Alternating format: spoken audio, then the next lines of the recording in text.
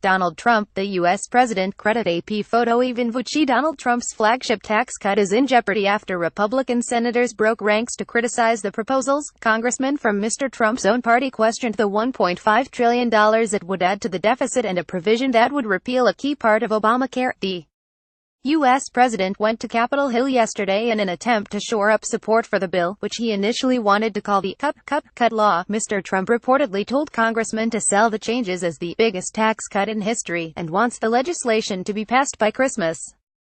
The bill passed its first hurdle on Thursday after being approved by the House of Representatives, where the Republicans have a sizable majority. Paul Ryan, the Republican Speaker of the House, said, "We've got a long road ahead of us, but this is a very, very big milestone in that road." White House announces Trump's proposed tax overhaul 0204. It now moves to the Senate, where the real political battle lies.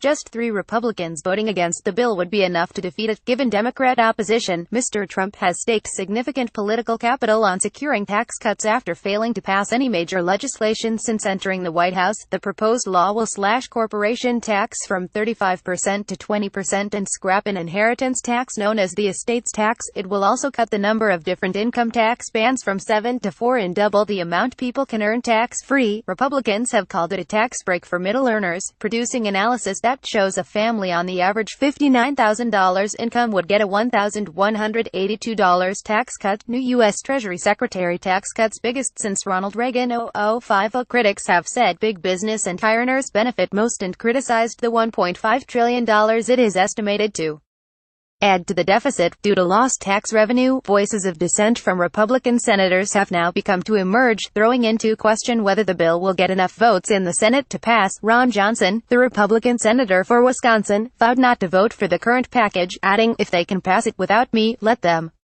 Bob Corker and Jeff Flake, 2 fierce internal critics of Mr. Trump, have questioned the impact the bill would have on the country's deficit. The unexpected inclusion of the repeal of a key part of Obamacare, the individual mandate, which demands almost everyone get health insurance, has also angered some Republicans. Paul Ryan, the Republican House Speaker, credits Zach Gibbs and Bloomberg senators who voted against the repeal earlier this year, such as former Republican presidential nominee John McCain, have indicated concern at the move.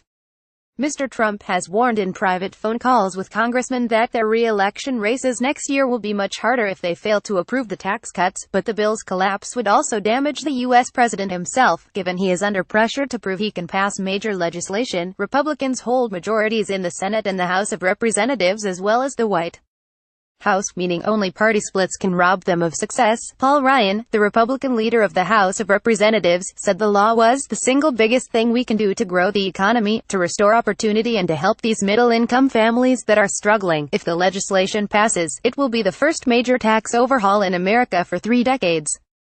The last was passed when Ronald Reagan was president.